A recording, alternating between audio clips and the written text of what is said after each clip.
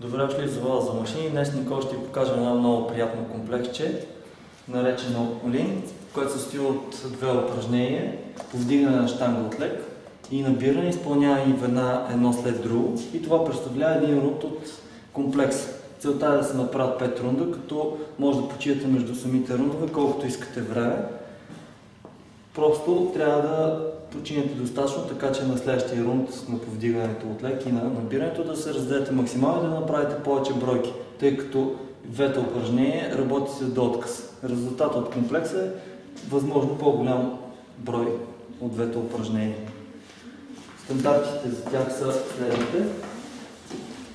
При повдигането от лек в долно положение трябва да опира гърдите.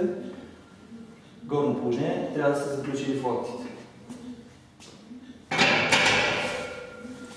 При набирането имаме далеч по-голяма свобода, въпреки това долно положение отново локтите трябва да са заключени и горе брадата да е минала над поста. Може да правите набирането в подхват, може да ги правите в надхват, а може да правите и всичките варианти с клатане, който ви е удобен.